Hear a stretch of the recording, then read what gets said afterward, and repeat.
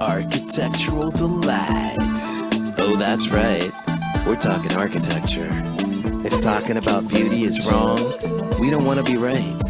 Eclectic, modernist, futuristic, guardian, cutting edge, rationalism, vernacular, visionary, pre-postmodern, romantic, invention, beauty, baby, beyond style, with your architect hosts, David Andreozzi, Elizabeth McNicholas, and Dan Morales.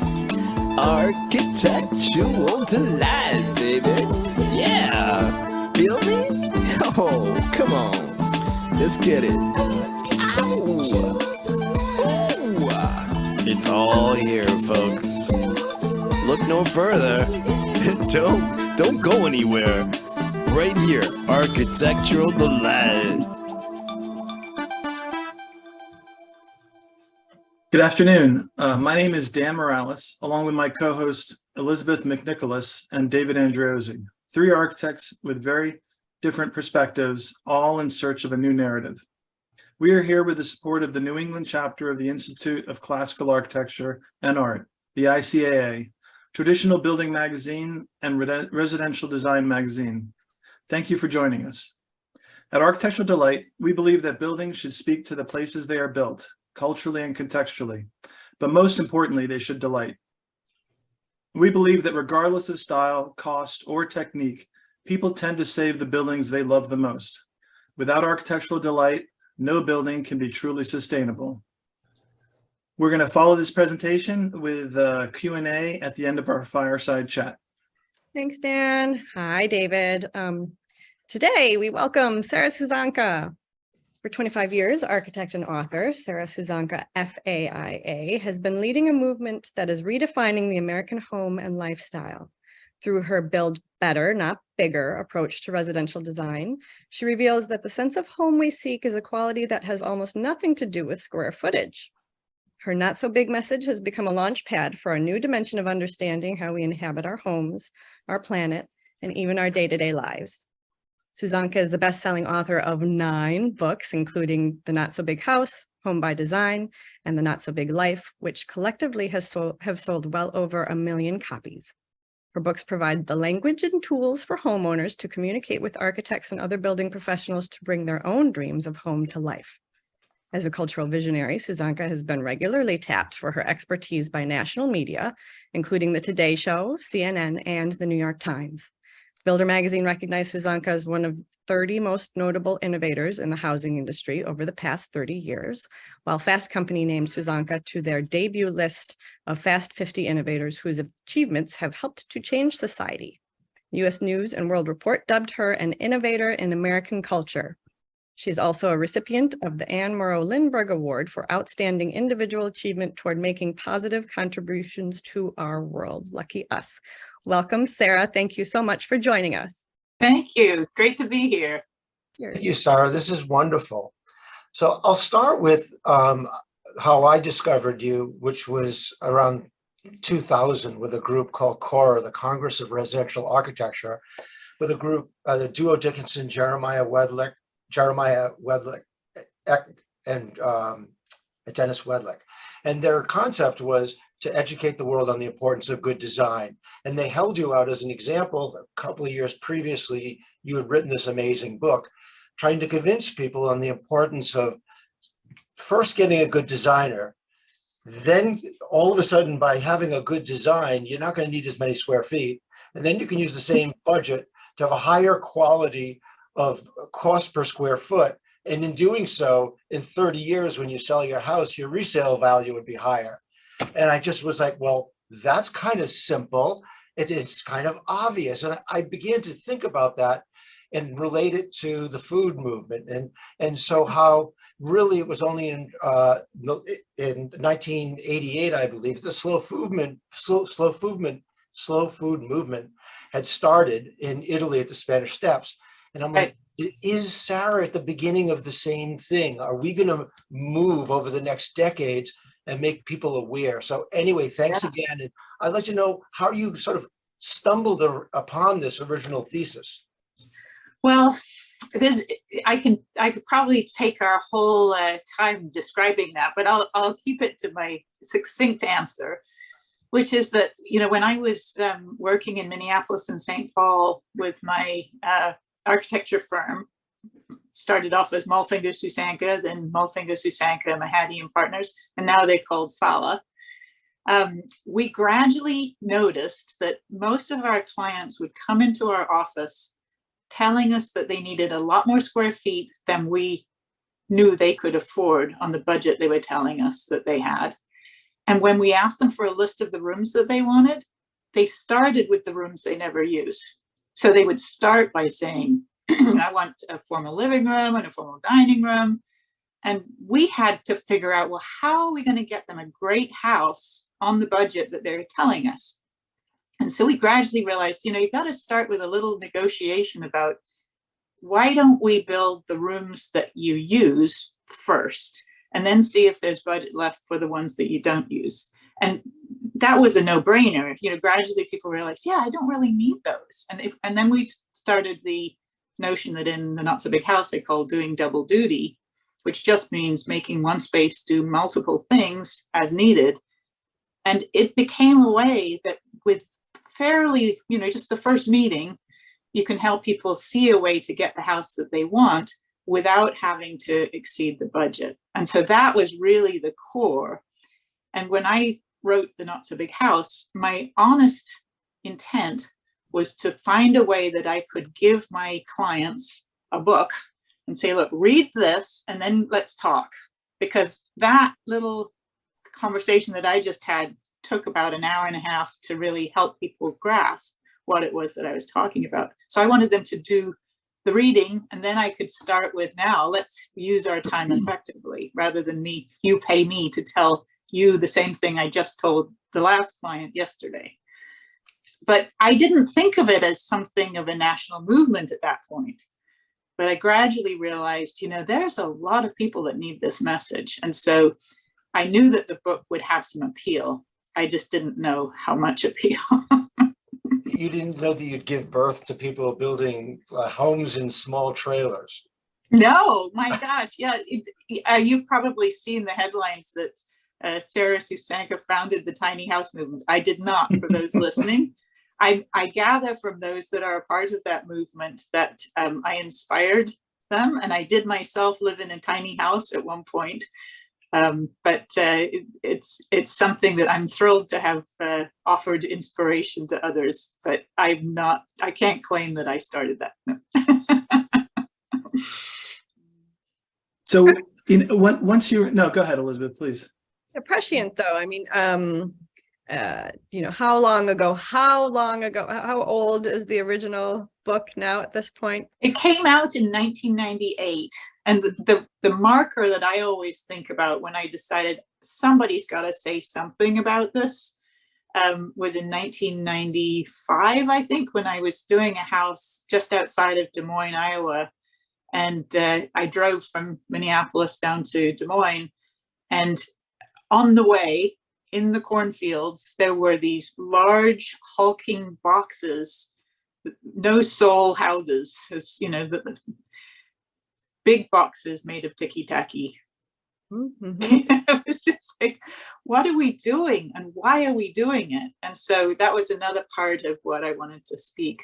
And so I started, I'm going to tell you another piece of a story I knew I wanted to write this book, The Not So Big House. That's the one that came out in 1998. But I was also an incredibly busy architect at the time. We had, I'm not sure when we ended up at 45 people. We had 45 people at one point. And so I was part of a managing partner team and a lot of projects. So the thought of writing, although it's something that I'd wanted to do my whole life, it just didn't seem to make sense. How am I going to fit this into my schedule? But I had this burning desire to write this down as I saw the issue and saw what a huge issue it is. And so I thought, well, how do you make time? And all of us, I think today really wonder this question we can now tune into everybody's thoughts instantaneously, and they all expect answers. But at the time we were thankfully without email or texts, but I still was way too busy.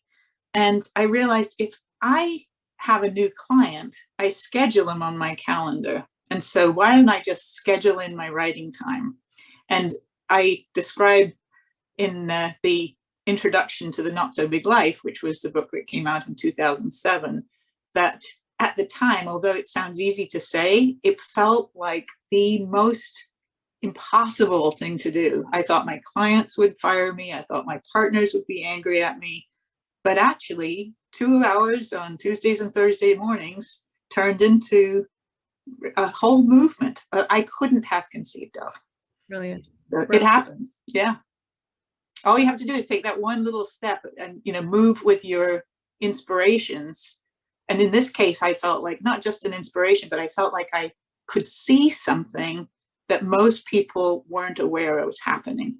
I think a lot of architects felt that at the time, but because we were doing all residential work, we really saw it.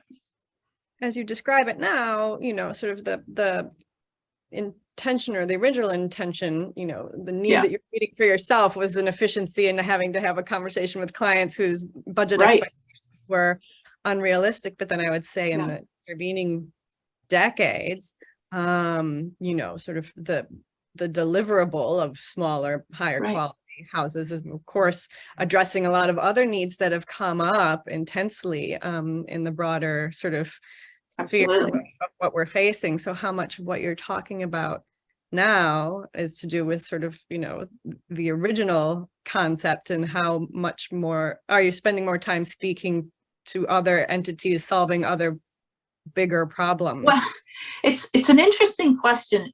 I'm going to answer it in two ways. First of all, I'm going to talk about what's happening now. That first book came out 25 years ago. And so when you write a book, anybody who's written a book knows there's an initial wave of publicity. And if you're a halfway decent speaker about your message, people want to talk to you. And so radios and, TV shows and now podcasts and webinars, want to talk to you. But after the shine of that new book falls away, people tend to forget. The interesting thing with the Not So Big House movement is that it had legs, so it kept going. I remember my publisher, after the second book with Not So Big in its title, thought, well, now we need a new name. So we end up calling I think it was the fourth book actually, called Home by Design. And then they realized, oh my God, we made this terrible mistake. Nobody that's interested in Not So Big Houses understands that this is the same stuff. So if discerning readers of mine will notice that the first publication of Home by Design has one subtitle. I don't even remember what it is right now. And the second one has the language of the Not So Big House. So we quickly reinserted it into the Not So Big House series. But the thing that's fascinating, so I haven't written a book in the Not So Big House series since 2014. And now there's a whole new generation of people who actually grew up in families that had all of my books and are now going into architecture and now interested in doing smaller, better designed houses. So I could feel it. I was at a party last night where I could hear these young architects who are all excited that I inspired them at 6 and 7 years old to start in their career. So there's a whole other layer of really wonderful effects that I had no idea about. Anyway, it's happening. Yeah. I was going to ask you about, you know, people want very big things, but then you've got to give them something in return, you know, for not getting their status size house. And that would be Yeah. obviously, and to tie it into our point of view, delight.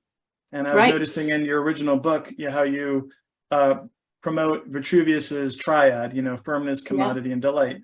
Right. So delight obviously can come in many ways for many people. Spatial quality, ornamentation, composition. Right. How did you see your giving them something in return when you were gonna, in other words, how did you approach delight in their eyes? Was it more of a, yeah. Well, I'm going to use an anecdote to describe this. And many of us who are in the architectural profession have had this situation where, you know, here am I promoting smaller, better designed houses, but it doesn't mean that somebody that has more means can't build a bigger house that still has these qualities. And I've had several clients over the years that have really loved my books, but they are building a much bigger house than I would normally get to design. Well, a builder, this was years and years ago, a builder in Minnesota said to me, Sarah, there's this guy I know, and he is building a 15,000 square foot house, and he desperately needs your help. He said, it's one of those that you write about that you don't want to build that, but he doesn't realize it. Can you convince him to build a smaller house? So I went to his house and talked with him and his wife, and I told them, I would like to have you build half as much house, but way, way more interesting quality. And I had a fascinating conversation with him. What he was concerned about, in his group of friends, the bigger houses were the most valued. So he wanted the best, which meant the biggest, the absolute antithesis of what I have written about. So I said, okay, well, I want to convince you that they will want to hang out in your house if it's 100% better than their houses. And it was a fascinating road. It sometimes almost went south. You know, as many of you who are listening know, I use a lot of ceiling height variety, changes in ceiling height, to create spatial interest. This answers your question, Dan, about, I think that the key to delight in what I write about is largely spatial, with a little bit of trim decor to assist in the registering that spatial experience. But the thing about ceiling height variety is that a lot of times, you know, those are the things that go in after you've done all the framing. And this guy was into big, you know, so the house was all framed, and now comes the spatial delight part. And he told the builder, I don't want any of that. Just, you know, don't listen to the architect. Just do it this way. It's lovely. I like it. And thank God I'd done several houses with this builder before. And he looked at the guy and he says, listen, I want to give you a piece of advice. Trust her. She knows what she's doing. And there were several days where he would call me in and say, Sarah, you know, convince me, why is this a good idea to lower this ceiling to 8 foot? Like, what are we doing? But when it was finished, it was fantastic. And it did, in fact, get to be the favorite spot of his friends. So it was, you know, the story works. It was still, by most people's standards, a very big house by the time it was done. But it's a house that will probably last for hundreds of years, as opposed to be a tear down in 30. I think I won that one. Nice. I have a question. We were just talking about youth inspiration and reading your book. I'm curious. You grew up in Knockout Pound in southeast of London. Right. And I'm wondering how much, I know you weren't there for a long period of time, but you were there for your childhood. I wonder how much of being in England, in the countryside, the rolling countryside with the castles, the manors, the picturesque houses, the responsibility, the duty to the environment, the culture, and the context. Wondering how much of that sort of directed this path of yours. A lot. In fact, we had I'm going to forget his name, but there was an English architecture professor that came and worked with Dale Mulfinger and me at the early part of our practice. And he looked at my work and he said, Sarah, you've been really influenced by English architecture. Do you know that?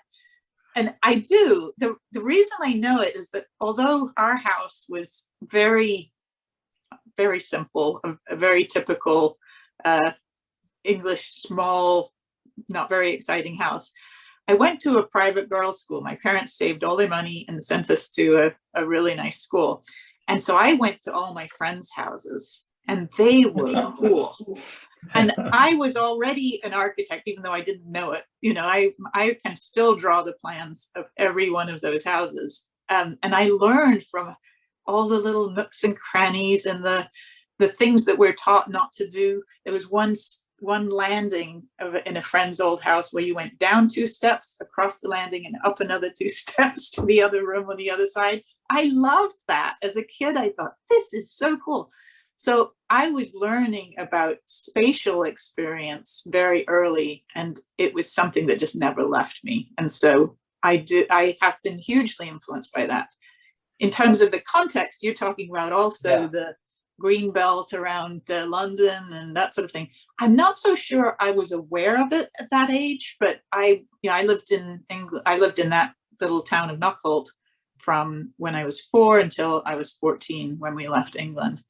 But I do know that I loved the feeling of the country and the small town pockets in an otherwise green area. If you look at England's population, it's incredibly high for the size of the island. And yet, when you drive around it, there's a lot of green. And it's because of the way that land planning has happened over time, where the little villages have grown into little towns and then into little cities, but there's a lot of green around it. So it's a lovely environment to grow up in. There's a mixture of country and very walkable neighborhoods.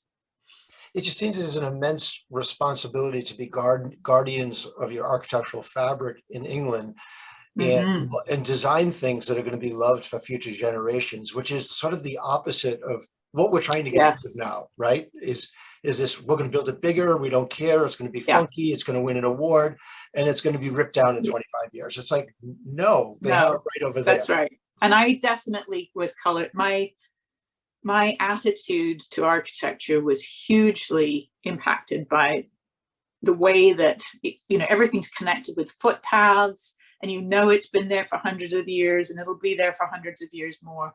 That's a wonderful feeling, one that we don't really know very much in this country, because if you've lived here your whole life, I used to teach both at the University of Minnesota and before that at Iowa State.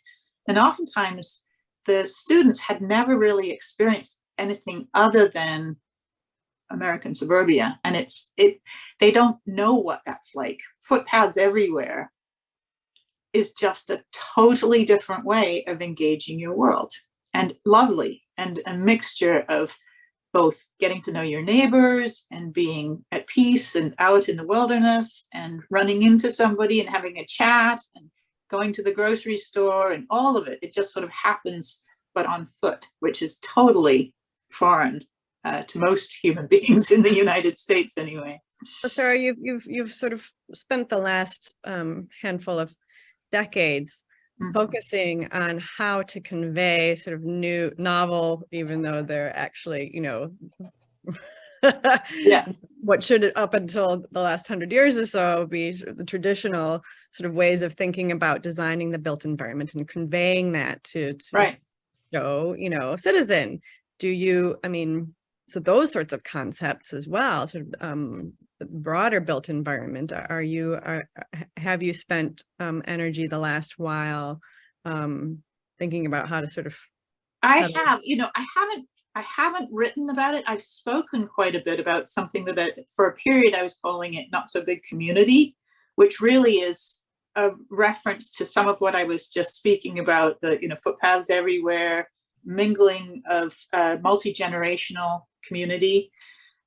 Way back when I first started architecture, I was in school at the University of Oregon, and I was living in a little community in Oregon, and we were planning a new town.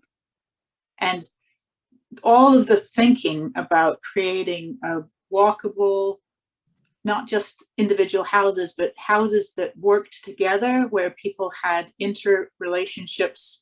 Many of you who are listening know that I was hugely affected by Christopher Alexander et al.'s pattern language. And the sensibility that comes through a pattern language is really what motivated me. Way back when I was 17 and 18 years old, I was interested in how do you make a community that works at every level, from the whole neighborhood or city or town or village down to the room. That's what a pattern language really helps one to understand. And it's all interwoven. So I don't know if this answers your question exactly, Elizabeth, but that sense that it's all interwoven is really critical. And I've done a lot of conversing and presenting with both Ross Chapin, who wrote A Pocket Neighborhood, and Andres Duany, who is fundamental in the Congress of the New Urbanism. And we all come from the same mindset. We just took up different parts of the picture. How much success do you feel you're able to convey with words and pictures versus dragging humans out to see these sorts of places? Well, it's interesting. It's both. I've always felt that the books are a really good step in that direction.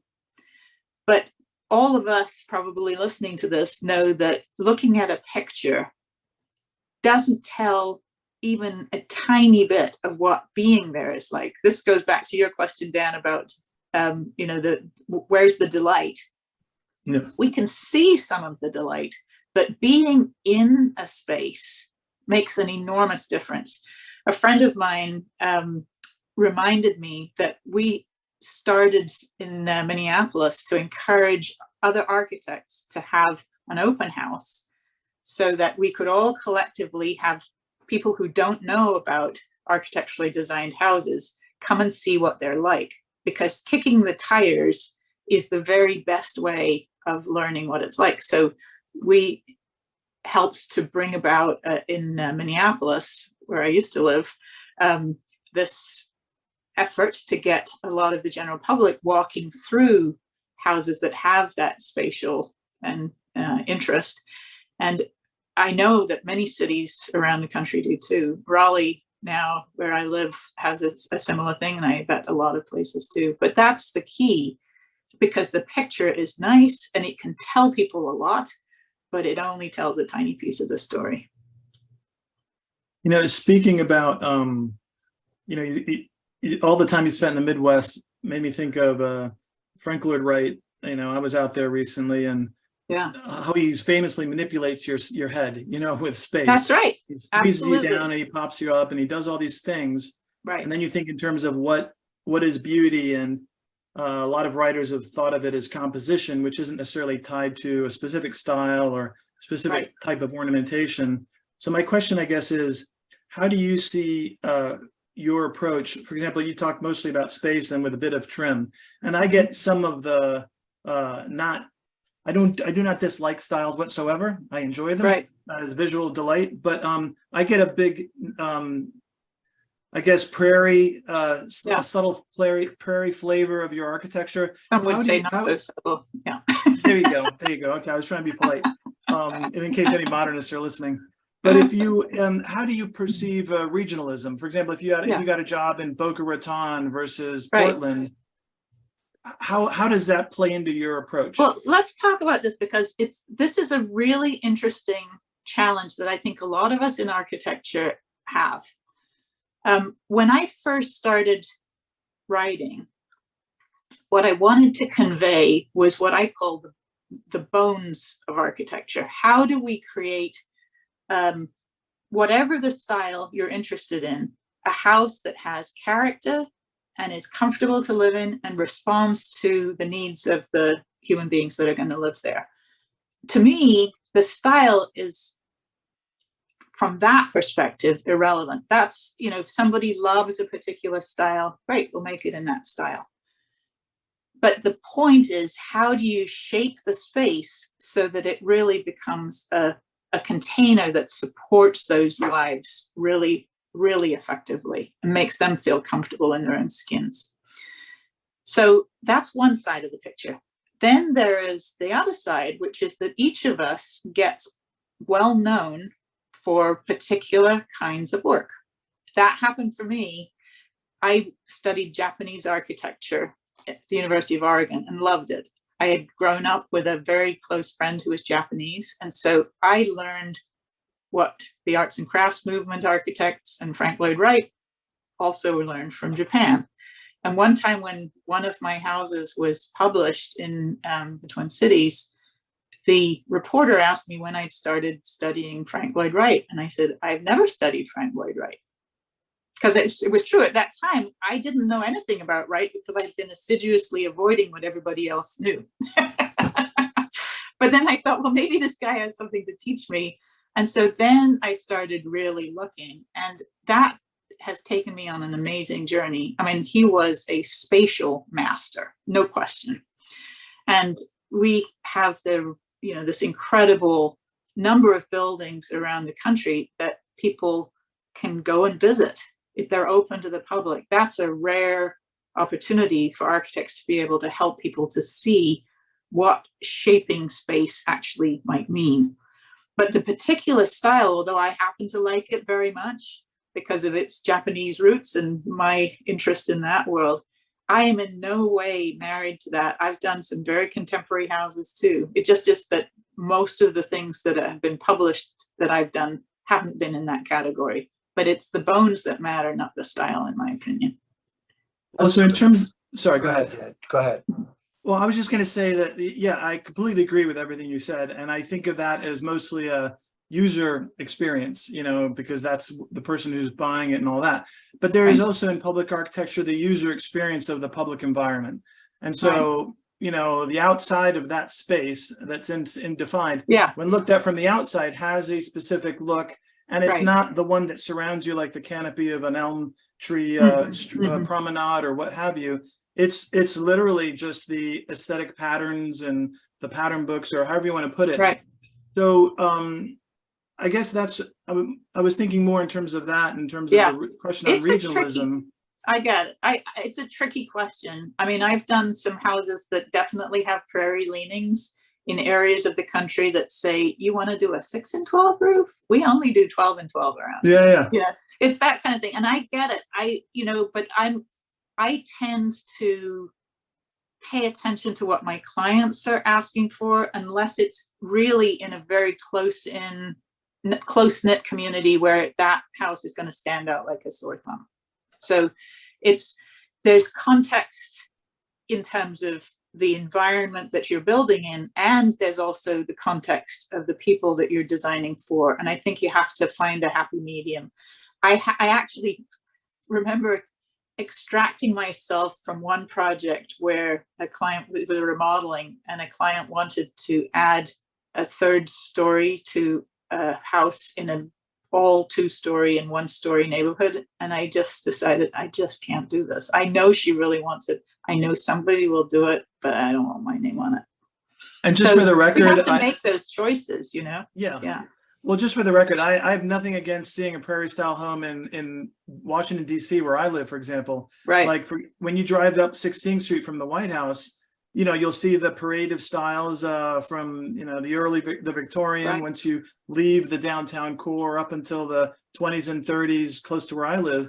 And there's a couple of houses that are Foursquare, which I see as one of the offshoots of this prairie period, and this house is very prairie. You could say it's Foursquare, but when you really look at it, you say white eaves and and the long broad thing and all that. Right. And I'm not at all offended by that amongst the colonials and the bungalows. So to me, that's part. So I just wanted to be clear that while there is regionalism, there's also just variety, and what I think really happens is, I'm just thinking, I always had a hard time even with the word style, because the style is what happens after you finish the design. You can label it something, but I think it's much more about what, each architect has their affinity. And clients who are attracted to that affinity tend to find them and then say, we want one of those. And so it doesn't mean that there's not the ability for each of us to do something different, but you do develop a kind of way of thinking about a project. For example, for me, I love to start with the roof as I'm thinking about the floor plan right from the get-go. I love the shape of the structure. So I start by, it's like I go back and forth from the floor plan to the three-dimensional. We used to, at my old firm, make little models, and I have a really good visualization capacity, and I love geometry. So I got a floor plan down there. I'm looking at how do I roof this? And then I go back to the floor plan and move things around so I can make a beautiful roof. That's how I do it. Now, not everybody does it that way. So we each have developed a pattern of thinking. Yep. And that's a big part of what somebody's attracted to when they see your work. That's true for Vitruvian design, in my opinion, when the inside and outside are the same. And that's exactly how it happens. You have to do it at the same exact time. You start with the plan and the volume, and you go back and forth and compromise. It's crazy. Right. Or make it better. I don't even think it's a compromise, personally. I thought your comment about the proximity, the respect of proximity being the sort of rule set to how you have to respect the culture and context around you is really telling. Yeah. And that's really set forth by Jane Jacobs in Life and Death of American City. She influenced me enormously. Yeah. I mean, that's our goddess. She's in the top of the hill. And if you're in a compact row house, you have a certain rule set. And if you violate that rule set, it's the tooth missing from the smile. It's not going to compete against the next street that doesn't have the tooth missing. That's right. Absolutely. And we're seeing that a different version of it with all of the tear downs and the very large houses that get built in between much smaller houses. It's whatever that original neighborhood had often gets lost. And the reason that somebody bought the property and wanted to build a bigger house is gone because of the missed opportunity of understanding what the context offered.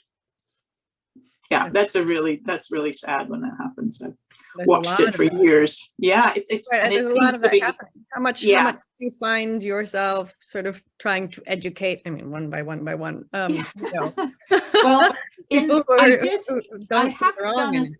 I haven't done as much in writing about that topic. In More Not So Big Solutions, I have I think 2 chapters that are addressing that issue. But it's something that I think collectively we as architects have a responsibility to help people become aware of. Just like when I drove through the Des Moines suburbs and realized, whoa, somebody's got to say something. The way to say it, though, is by explaining how it can be different and why that is valuable. Because just saying this is wrong does not gain any friends and a lot of enemies. So it's something I've learned over my career is that, I'm not interested in putting down the larger house. There's an audience for that. That's fine. But there's a much bigger audience than is served for a smaller, better designed house. Same thing with relationship to context. There are people who care deeply about their neighborhoods and want to help make those who buy in that neighborhood recognize that we've got something special here. Would you like to play by our rules? Can I piggyback on that exact thing? The smaller house or the house for the masses? Because that's one of the questions I wanted to ask you, which totally ties in. Yeah. Over a cocktail at one point with Gary Brewer, who worked for Ramsar when he was younger, for Robert Stern when he was younger, he was directly involved with designing the house on the cover of Life magazine, which they sold to the masses. I know it well. I think it was 1994. And someday we're going to get him on here and he's going to tell you how much money they made, which I'm not going to say, but it was a huge amount of money that was made by selling these hand-drafted plans that were blueprinted and sent from New York outwards all over the country. Right. And the thought of getting architect design, I mean, we're the 1%. We try to get to 2%. We try to get 3%. To change the world, and this is the question, you do it. like that's on your website. You're selling the plans. Right. How was Yeah. that? Right. How did you get into it? Oh, How's it this is a working? huge issue.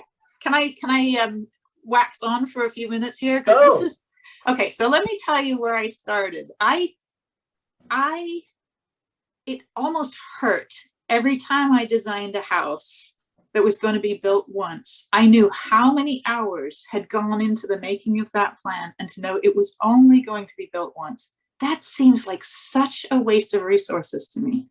So from literally the beginning of my career, I felt like there's another way. And this is absolutely antithetical to the beliefs of our profession. And I knew it from very, very early on when I tried to get one of my first plans made available through Better Homes and Gardens. And we did get the plan available through Better Homes and Gardens. But what I noticed was they showed a plan and the front elevation, and that was it. And I thought, wait, that's not why somebody would want to buy this. You've got to tell people about what this house is about. And so honestly, over the 40 years since that time, I can see that still this hurdle has not been completely jumped. There is an enormous market for architecturally designed houses, but it's got to step into that world that Frank Lloyd Wright tried, Robert Stern tried, Life magazine tried to embrace, but we haven't gotten there yet. We often get too excited about the technology to make that, rather than to just understand that our capacity is to design a really good, smaller, less expensive house. And the market will take care of it, but we've got to get those plans into the marketplace. And so when I'm hired by a client, one of my first questions is, if we develop a plan that it looks as though it would be of interest to others, would you be willing to have it available for sale?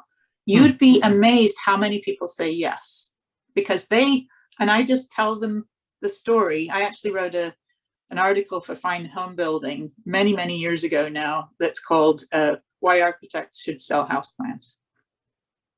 And I might have the title just a little bit wrong, but that's basically it. But it makes a pretty damn good argument for the reason. And so I would just give them that article, and that's where people would say, yeah, it makes a lot of sense. As long as it's not it's not my next door neighbor, I'm cool with that. And everybody makes changes to the plans. They rarely look the same. As Right. I've done this over the years, there have been some houses that have been absolutely exquisitely built.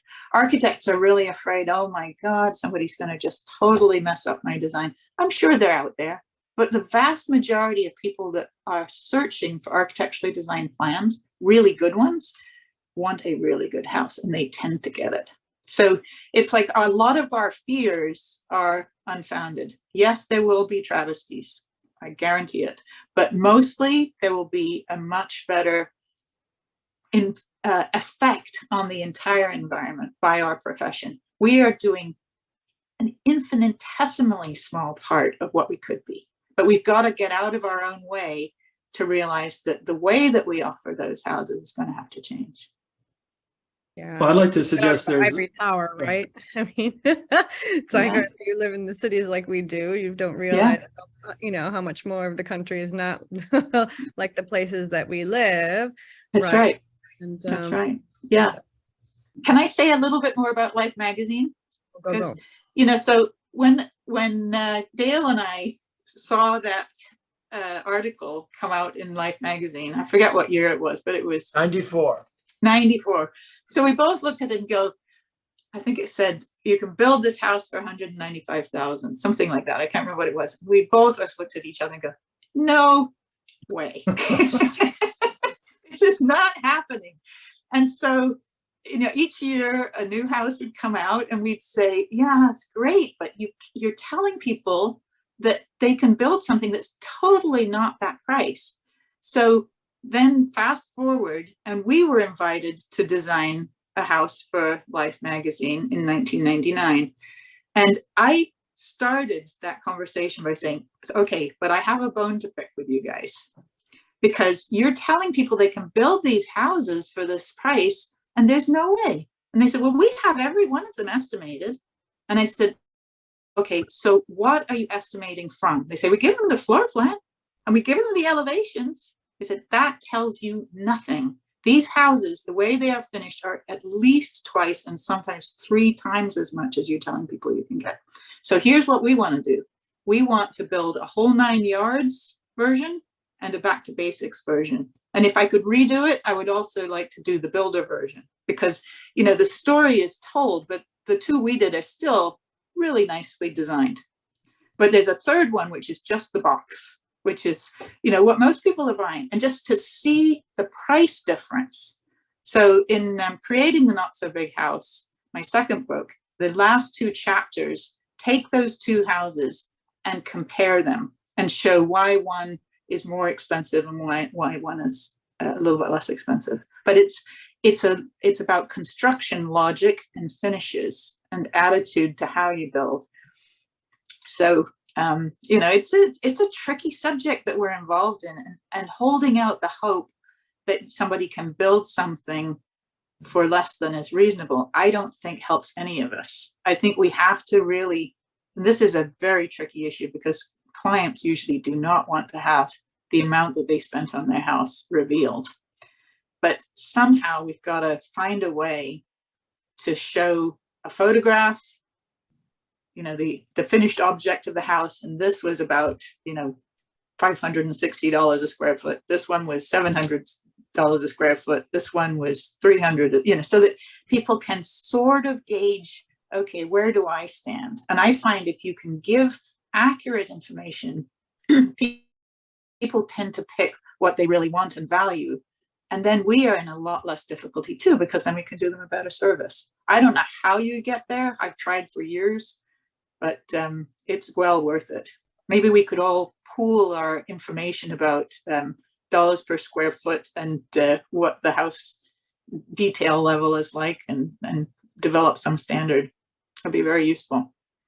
Have you translated, and this might be, I'm trying to be a little more naive just to tease this out, but yeah, you translated sort of the concepts that you have mastered on a house by house basis into, right, you know, what we're calling missing middle, or, you know, yeah, multi-unit, smaller scale type right, dwellings where you can fit six residences, say, for instance, onto yeah, a lot of land that might otherwise 10 years ago have only been assumed to fit one house. right.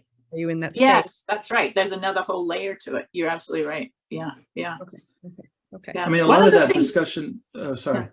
But one of the things that I've often noticed is that, you know, when architects are required as part of the design process, those buildings tend to be better.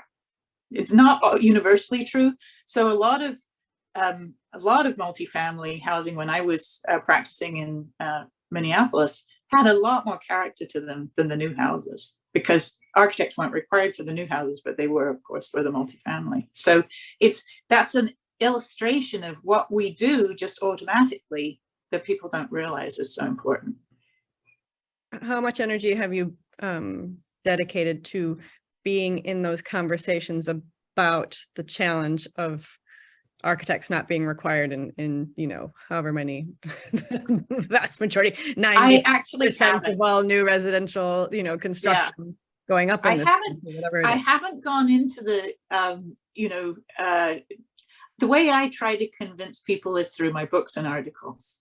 I think at one point an AIA chapter asked me to be on the board, and I spell that B-O-R-E-D. I don't have the patience. I can't. That's not my forte. So I'll let somebody else do that. But just being able to inspire is really what I'm interested in. Yeah. I think part of the lack of communication, though, is to a certain degree the break between the architectural community and the public.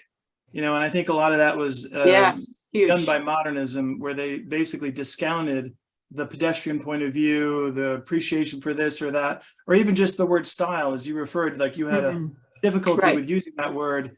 You know, in your book, for example, I see, you know, cozy, elegant, introverted, light-filled, spare. These are all wonderful words that everyone intuitively understands.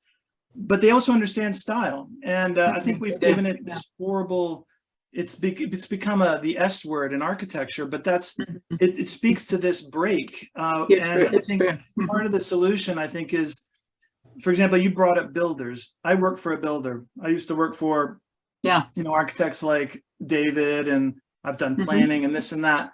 But a builder is right there in the front lines, if you will, of public taste, Absolutely. Yeah. And so it's easy to sort of, architects are raised to dismiss builders because they cater to public taste. But I think that therein is the problem, is like, on some level, you have to, the public is the human being. It's human nature that you're designing for. It's the quality of that space that you so elegantly talked about, is relating to a person that has no understanding of, absolutely, all the fancy words that we talk about. So I think it comes down to just this disconnect between the delight that people intuitively feel walking down, a horribly eclectic and historicist street in Gay Paris, or, all the things that we were taught to hate, yet they're littered in the towns that we love. And so then when you do hit the street as an architect, you say, well, I'm not going to work for a builder, so I'm either going to work for one of these high-end guys, or I'm going to work for, a machine that turns out junk on the highway. And meanwhile, the builders, if you would just learn to speak their language, they're not aliens. Absolutely. They're highly intelligent let me people. talk about this for a minute, because the builder is absolutely key. Unfortunately, we have one word that characterizes many different, really, professions. The builders that most of us use, I make part of the team, because they know what they're doing. They're really good. Oftentimes they have a better way of doing something than I may know about. So I'm using them as a resource. But from the general public's perspective, this is one of the hardest hurdles to jump, is they see all builders as the same thing. We know that's not true. But in terms of, should I work with this guy or this guy? This guy's half the price. Why wouldn't I pick them? And you or I would say, you do not want that guy building this house, because it won't be this house. But to be able to explain how the difference is going to be felt is the key. And so that's where a lot of my writing has been oriented. But I want to make clear that I am not anti-builder. I'm interested in teaching people about the difference between different types of builders. And there's a place for all of them for different kinds of clientele. But we have to help the people that would like what we do to know how to get the thing we're drawing to look the way that we're intending. And that requires also discernment about which kind of builder you pick. Yeah, I was more suggesting that architects need to work more in school, in collaboration with builders, in school, in collaboration with building officials, with bringing people off the street into juries, because to Elizabeth's point about the ivory tower, it's a completely unreal environment in which we raise architects. And so then when they go out into the real world, they're either completely cynical, or they have to start looking down their nose at all these people that are just as intelligent as they are. Yeah, there's a tricky piece here too. And I might disagree with you ever so slightly. And this is why I wrote my books, because for an awful lot of people in this country, they've never seen an architecturally designed house. They've seen them on House. They've loved them on House, but they don't know how to get them. And they don't have any language for them. And so if you were to bring somebody off the street that comes from that kind of a background and say, which house do you like? I don't know that they would know. I mean, they might know, I like this because it's familiar. So there's a process, and I'm not talking about an elitist attitude. You should like the high art architecture. But what my books are really intended to do is to help people learn what they like by asking them to pay attention, much more attention than they've ever paid to their experiences in public buildings, in libraries, in supermarket, in the Starbucks. And what is it about the environment that you like or dislike? Start to pay attention. because until they start to do that, they don't have the tools to know. I've spoken to so many audiences, and I start by asking them, here we are sitting in an auditorium, and I use that experience to say, okay, so you guys that are all in the middle of the taller space, you're having one experience. The people under the balcony are having a completely different experience because they've got a ceiling over their head. And the people in the boxes on the sides, they're in a real cozy little zone of privacy, even though we're all in this great big space. And then you can watch the light bulbs start to turn on as they realize, oh, that's why I liked my grandmother's house, or that's why but until you connect the dots, there isn't an automatic knowing. And so what I'm really saying, Dan, is that, yes, I totally agree that the desire of I hate even using this word, the general public, until they've started to learn a little bit about why they like what they like, they won't be able to recognize it unless they're in the space. The pictures, just like what we were talking about a few minutes ago, the photographs only tell a part of the story. But that piece, what I'm interested in, and I think a lot of architects could and have joined, that's what you guys are doing really, joined the conversation to help explain what we do and let people experience it. That's the key, because until that happens, we keep sort of lowering the bar rather than raising it. And I'm not talking about raising it to have everybody love high art architecture. I'm talking about raising the bar to let people see this is going to be a better place to live for me. I think an architect would learn how to draw that out of people. I totally agree. I mean, so much of that is an education, but I think they would learn to draw that out of them better if they were subjected to people earlier on in their career. I see what you're saying. Absolutely. Because, for example, around where I live, there are a lot of architect designed houses. Most people, like my kids, will be like, what is that? Right. And they'll be like, no, well, that's an an architect designed house. And so then when, to say that an architect is immediately going to do something better than the builder, well, then architects should be sweeping the market, and that's just not happening. So there's something missing in the architectural education. Yes, and this is really where a lot of the movements that we've all been involved in fill in that middle ground. This is not about trying to be the high art architect. It's about creating really good structures for people of relatively average means that's going to vastly improve their life. That's where, when we totally missed that market my book, I think, was the beginnings of a wave that was happening across the country, maybe across the world, to recognize, wait, there are people here who need what we do. And the only people who are helping them are people who are moonlighting.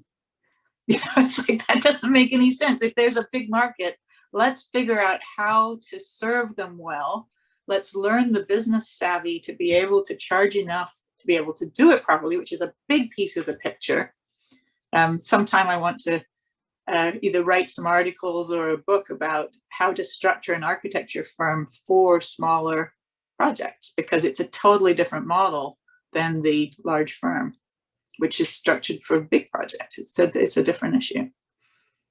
So that's what made our firm, which is now Sala Architects, do as well as they did, because they learned how to do a lot of small projects all at the same time and make it work.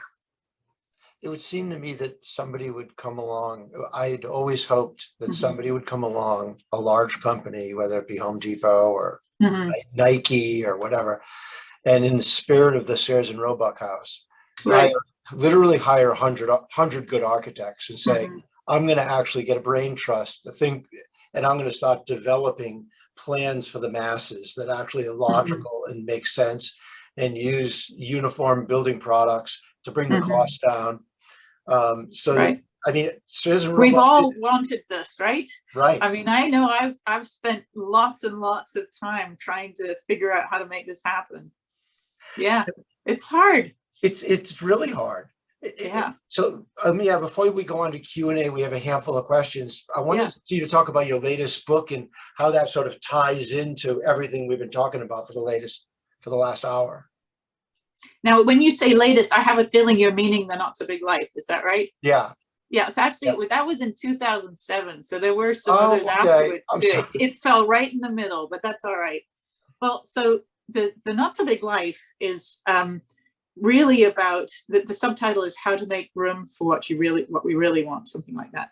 And it's really about remodeling your life as opposed to remodeling a house. But I use the metaphor of remodeling to help people see that it's the same process. It's just that in our lives, we end up living based on certain assumptions about what we can and can't do, or whether we're good enough, or, you know, all the things that your parents told you when you were 5 years old that you keep bringing into the next decade.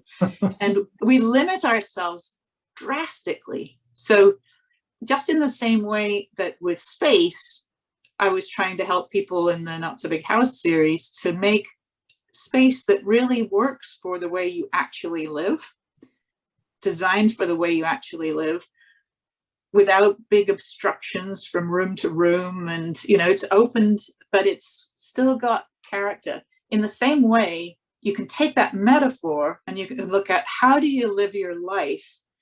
Most of us have, or up until COVID anyway, had these big walls between work life and home life.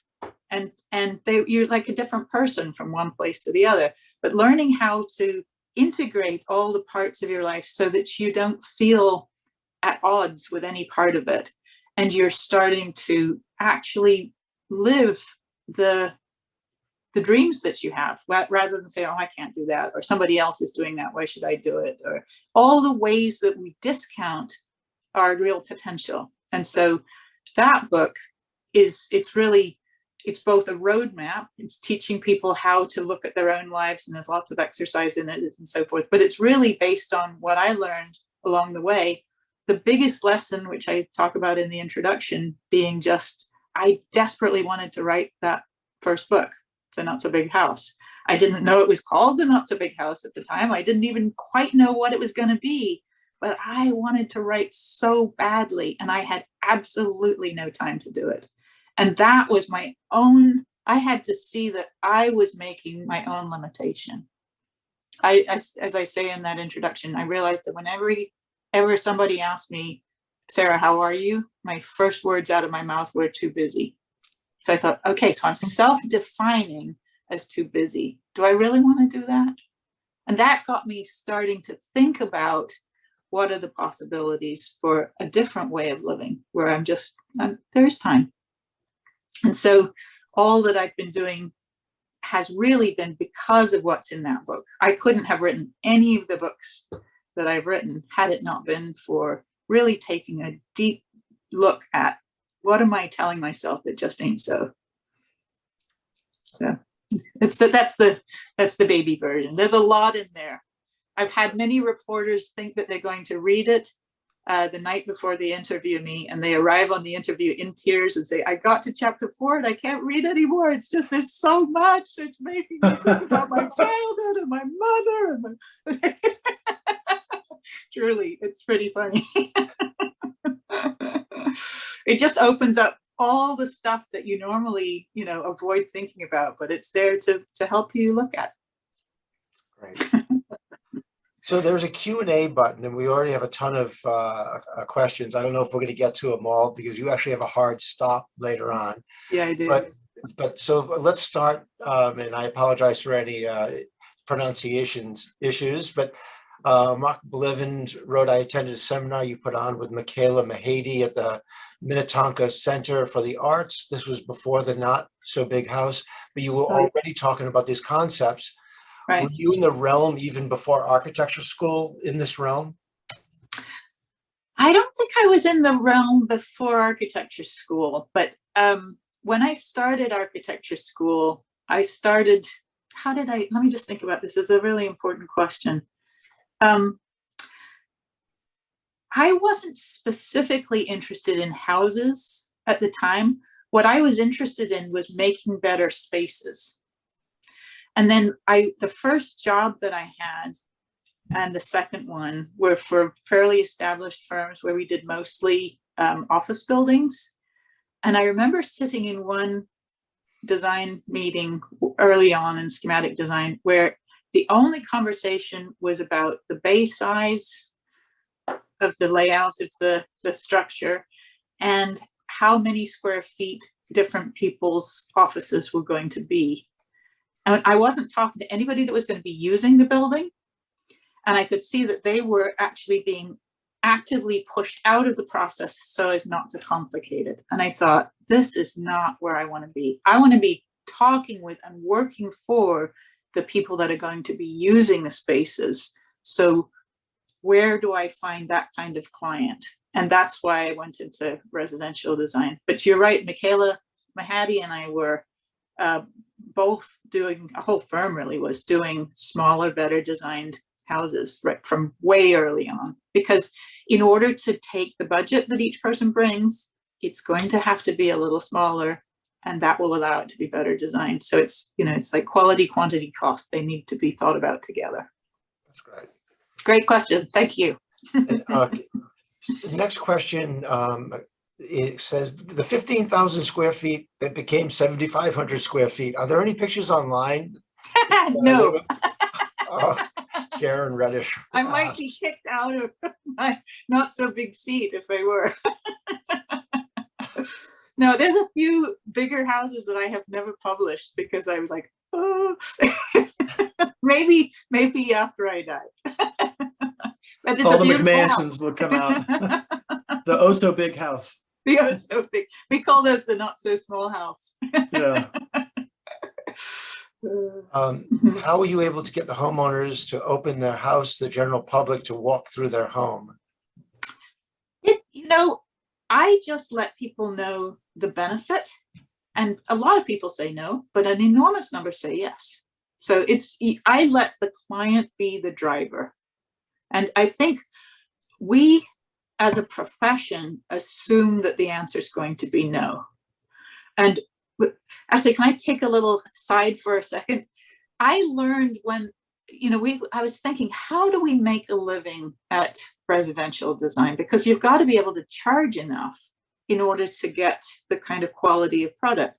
And so I wrote what I call a service brochure, where I wrote about all of the different percentage levels that we would typically offer a client, you know, the 3% for just schematics and the beginnings of a design development direction, and, you know, 10% for most stuff, but not for construction observation, and that's separate. And then I went on and I wrote, well, and then 15% for if we do the whole 9 yards. Today it would be closer to 20%. But I wrote it down, and what amazed me was how many people wanted our higher end service. I let them pick. So this is like a little, we all could benefit from understanding that there are a lot of people that want the higher quality product. But if we don't tell them about it because we're embarrassed that we couldn't afford ourselves, so we assume no, they can't afford, but that's not true. There's a lot of people that want that. So learning how to speak about the things that are important to us. For me, making the house plans available or having your house be walked through at the end of the process, it benefits everyone. Another one, incidentally, that's super helpful, if a house that you've designed is going on the market, ask the real estate agent if you can do a cooperative open house together, because that way all your clients are invited then to bring prospective clients that might be interested in what we do. And almost always the real estate agent discovers that they find people who didn't know they were in the market for a house, but those are people that care about architecture. So it's a win-win. It's thinking outside the box and letting yourself find a way to do the thing that you want, but let the client be the driver of whether they're comfortable or not, without assuming that they're not going to be. That's a brilliant idea. My wife's a really... Isn't it? It's great. I've done it for years, and I can't tell you how many, I don't get a kickback, but I can't tell you how many houses I've helped to be sold and gotten clients out of the process. Well, I can't tell you how many really significant, not like Frank Lloyd Wright, but significant, beautiful architect design houses are advertised, and then it's not even mentioned that it's architect designed. Yeah. Forget who the architect is. So this is how another. Can we be missing that opportunity? Yeah. So there's a jewel here for somebody listening. I know this is a big business. So, and right now with the way that we work, this should be a no-brainer. I would like to have a list of people in every city in the country who would like to be notified when an architecturally designed house is available in the market. Because the reason that architecturally designed houses don't have as much of an increase in value as they should have is because they're in the soup with everybody else. And so there's nothing to distinguish it. And the people who really have the interest in what we do don't know it's on the market. And so aren't, because they're not in the market, they're not notified. So we need a listing that says, if one comes available and it's got, these amenities, I want to know about those. That simple thing would increase the value of our work collectively by orders of magnitude. It's so simple, but I'm getting goosebumps as I'm speaking about it. I've talked about this for years. I probably said it at that Minnetonka Art Center talk because I believed it for so long, but it hasn't happened yet. Not really. There's some versions. Sounds like a job for the AIA, right? Should our dues be going to something like that? It could be, but I think I really think it's got a tremendous benefit to everyone. Yeah, it could be AIA, but it could be it could be an individual's business too. Or an offshoot of real estate agents or an offshoot of architects. I don't know. When I was at I went at CRAN. I was involved after I left CORE. I was involved with help build CRAN with others. We came up with this idea where we were going to build a mapping system. It was just too big for us. And basically you get the map and you actually tag the house. And once you have the house there, you can continue to build information. It's almost like a wiki house. Right.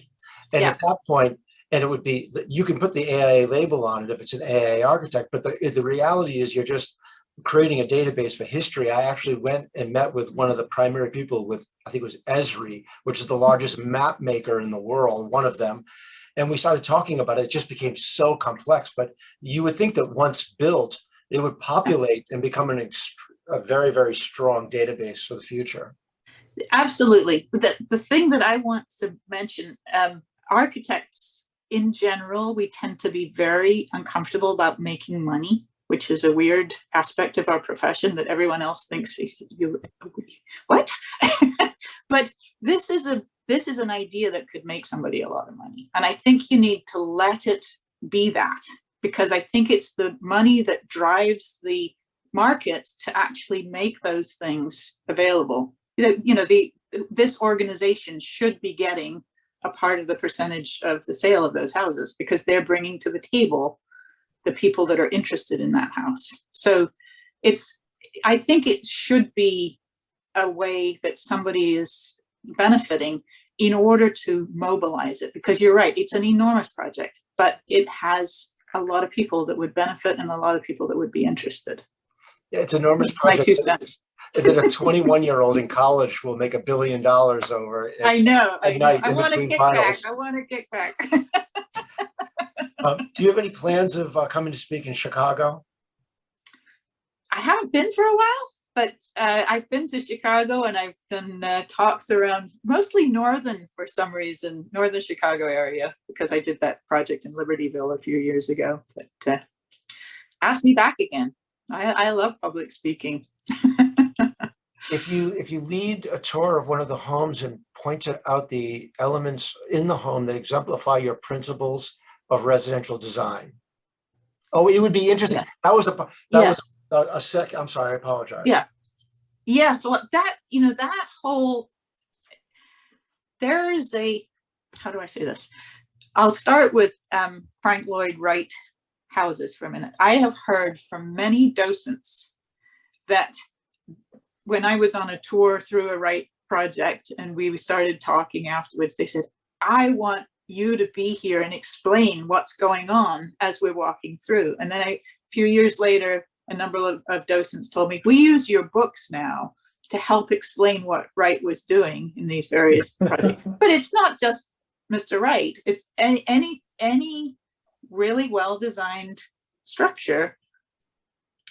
Any one of us could help explain it if we've got a common language. That's what Home by Design is really intended to develop. Is it a language so that we can help people see with their eyes and have a name for what they're seeing? The biggest problem we have is that architects have this innate spatial capacity, but most people have it just from childhood, but not with any kind of label or understanding. And so if we develop a language, we can start pointing at things. And that's what that book's really about. Consensus with the previous guest, Steve Muzan, was speaking of. Oh, yeah, there you go. Right. Absolutely. Yeah. Yeah. There. That's right. Mm-hmm. I think this is referring to your plans that you sell. I'm not sure. Do they include construction documents with details? Yes. Yes. All of the architectural details, the biggest issues that typically with the structural, although we sometimes include the structural drawings because they have an impact on how the house is shaped, the structural would need to be done individually based on the locale. But yes, all of the, the whole working drawing set is there. Mm-hmm. Yeah. And incidentally, just so that I can say this, I am always interested in really well-designed plans that someone is interested in making available. I haven't promoted that for a long time, but if you've got lots of detail on the inside as well as the outside, I'm interested. Yeah, because that's what we need to get out there. Yeah. An article titled "Arizona Limits Construction Around Phoenix as Its Water Supply Dwindles" in yesterday's New York Times newspaper prompts one to consider the importance of downsizing residential space at a regional level, especially fast-growing metropolitan regions. Do you have any ideas on how to get community buy-in on a larger scale? I think I would probably talk to Portland, Oregon, because I remember they did something on that scale many years ago, and it did have some positive effects initially, but I think it also had some real challenges later. And I would go and try and learn from cities that have done something like this in the past first, so that you can look at what are the unintended consequences. Not that it's not a good idea, but how do you go about doing it? So I'd learn from, previously covered territory so that you can look at what are the challenges. Good question. I'm not an expert on that, but that would be my first thought. Did you bring the builder on during schematic design phase? If so, were you able to design, bid, build process? Use the design, bid, build process? If not, what did you use? Let's talk about this. So every project's different, and every client has different comfort levels. So I, again, start with telling the client what I think will breed the best response, the best house in this particular situation. But so I do usually try to get the builder selected really early in the process. It doesn't always work. I mean, what I've told my clients is, I want you to pay the builder for his time, which is anathema in many realms, but just, I don't want to be using somebody, but I also know, I've done enough of these things, that sometimes you get to the pricing after design development and it's clear that it's not going to happen.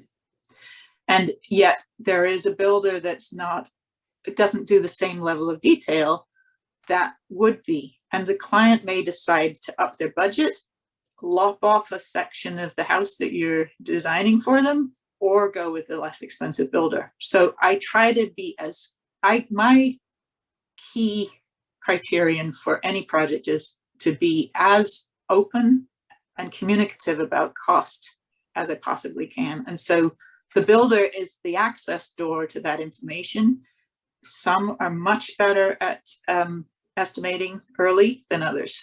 And so being cognizant of who I'm working with and how well they do that. And sometimes I'll tell the client, you need to multiply this by another 50% because I can tell we're not in the ballpark. It's you learn by doing, and the key is communicating. And then, you know, we've all had them, the clients who it's just wishful thinking, and well, the builder says it, I can do it, so I'm sure it's true. And I have to step in sometimes and say, I understand what you want, but I can tell you it's not true. So just and sometimes in that situation, I'll say, let's just put this out for bid, and let's find a chunk of house that we don't have to build if you really need to keep it to your price level.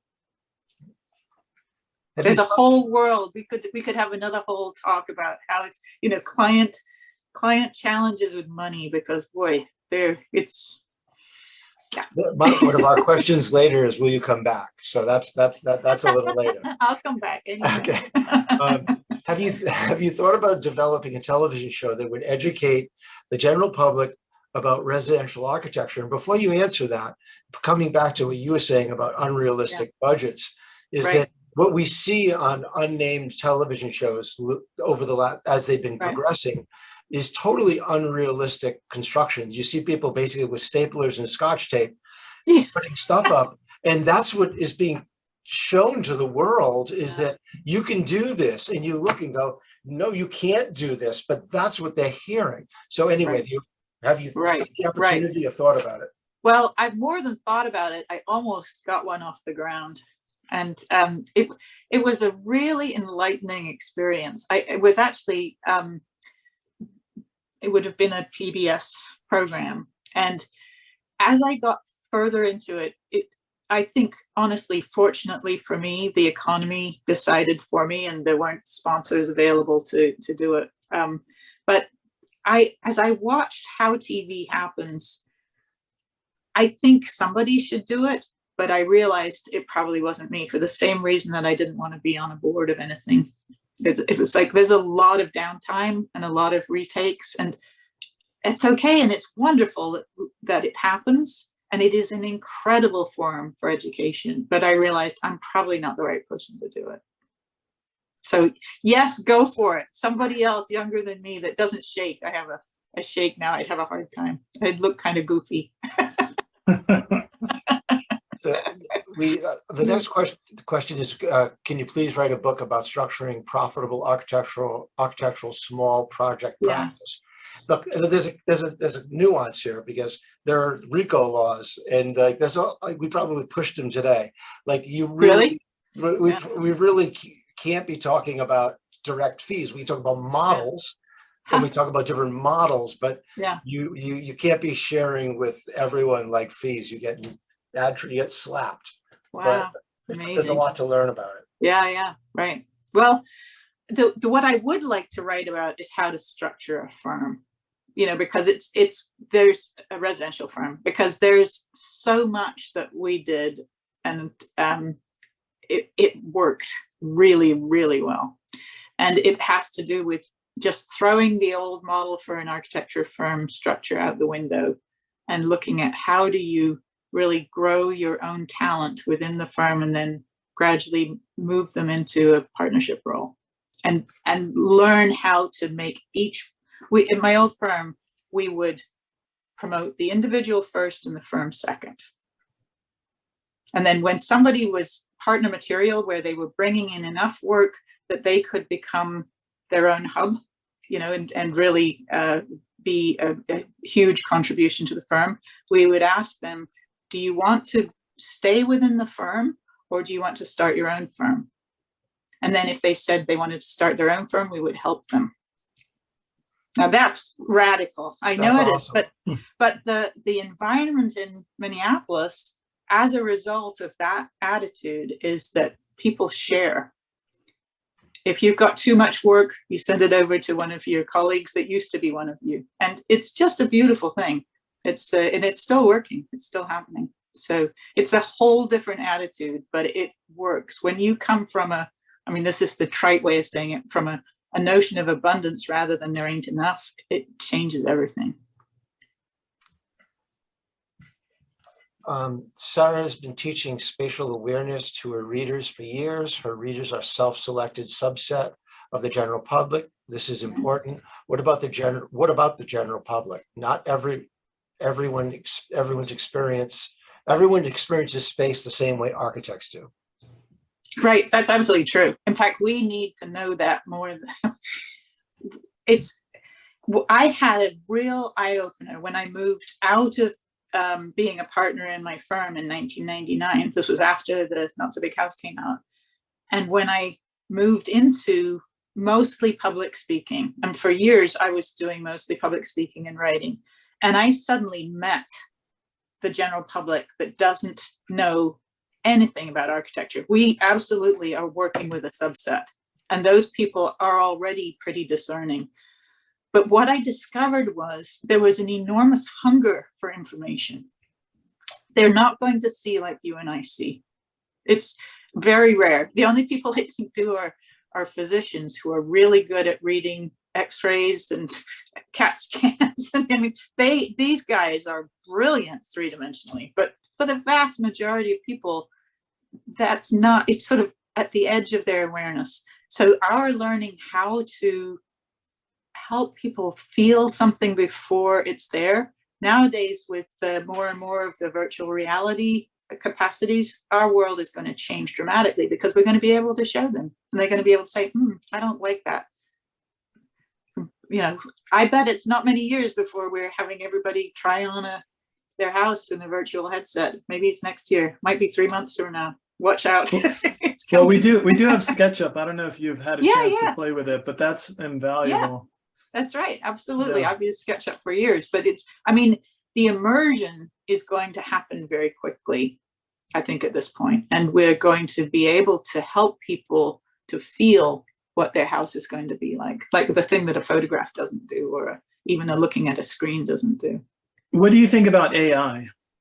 I'm fascinated. I am totally fascinated. I've wanted to have people have the experience of being in the house before it's built. And I think that our imaginations are the only limitation here. You know, we could use AI to start envisioning things that we don't even conceive of.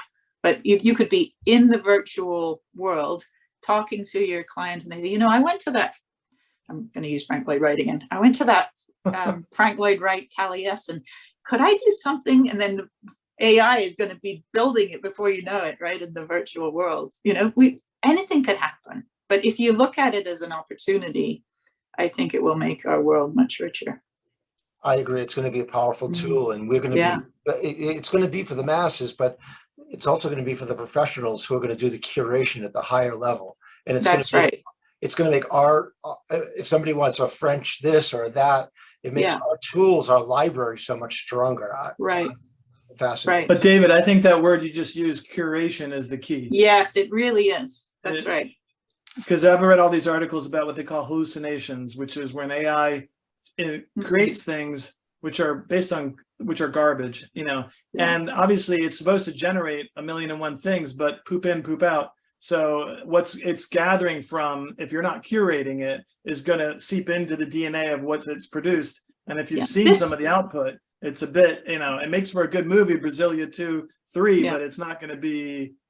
This really goes to, I want to just talk about architects and the things we're trained to do for a second. And I know I have to skedaddle fairly soon here, but the thing that I don't think we fully value what we're taught how to do in school, which is to look globally and at the micro level simultaneously.